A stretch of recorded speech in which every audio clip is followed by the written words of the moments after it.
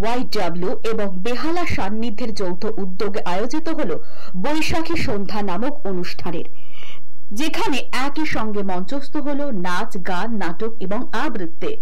এদিনের অনুষ্ঠানে সঙ্গীত পরিবেশন করেন অদ্রিতা চৌধুরী, অর্পণ চক্রবর্তী এবং সুর সেনা। নৃত্য পরিবেশন করেন বৈশাখী চট্টোপাধ্যায়, বন্দনা জানা, অনুরাধা চৌধুরী, রুমা ভট্টাচার্য এবং সিঞ্জিনী ওডিসি ডান্স একাডেমির শিল্পীরা। আবৃত্তি করেন মালা চক্রবর্তী। পাশাপাশি এদিন বাবুদের ডাল কুকুরে নাটকটি মঞ্চস্থ হয়। সমগ্র অনুষ্ঠানটি পরিচালনায় ছিলেন সুচরিতা সাধুখা। বেহালার শরৎ সদনে আয়োজিত হওয়া এদিনের অনুষ্ঠান এক অন্য মাত্রা দেয়। অনুষ্ঠান উপলক্ষে উপস্থিত ছিলেন রবীন দাস, সুবোধ দাস এবং সঞ্জয় চট্টোপাধ্যায়ের মতো ব্যক্তিত্বরা। দেখুন, বেহালার একটা নিজস্ব সাংস্কৃতিক চরিত্র আছে, বেহালার একটা নিজস্ব ইতিহাস আছে।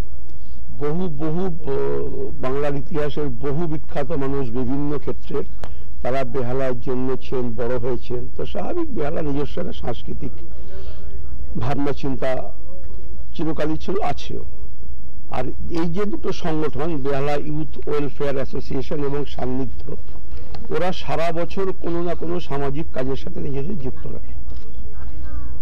আমি হয়তো সরাসরি এই সংগঠনগুলোর সাথে যুক্ত নই, কিন্তু আমি ব্যক্তিগতভাবে বিশ্বাস করি যে এই ধরনের সংগঠনকে সমর্থন করা, পেছনে থেকে আরেকটু সামনে এগিয়ে দেওয়ার জন্য চেষ্টা করা, এটা সামাজিক মানুষ হিসেবে আমাদের প্রত্যেকের দায়িত্ব। বিশেষ করে এখন বাংলার সংস্কৃতি একটা অদ্ভুত সংকটময় অবস্থার মধ্যে দিয়ে যাচ্ছে। ভালো বাংলা গান, ভালো বাংলা নাটক, ভালো বাংলা সিনেমা সবকিছু নিয়ে মানুষের মধ্যে একটা প্রশ্ন উঠে যাচ্ছে।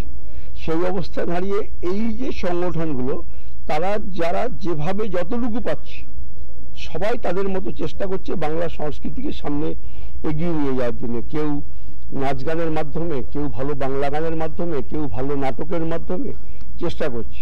আমরা সবসময় চেষ্টা করছি যাতে এই প্রচেষ্টাগুলো সফল হয়, এবং সে কারণে একজন বেহালাবাসী হিসেবে আমি সবসময় এদের সাথে থাকার চেষ্টা করি। শিখে বলছি, আপনারা সকলে আমাদের এই অনুষ্ঠানে আসুন, আমাদের সমস্ত শিল্পীদেরকে আশীর্বাদ করুন এবং তাদেরকে উৎসাহ দিন, যাতে আগামী দিনগুলোতে এরা আরো বড় বড় শিল্প কাজের সঙ্গে যুক্ত হয়ে গোটা বিশ্বের বুকে ছড়িয়ে যান। Bureau report, channel 10।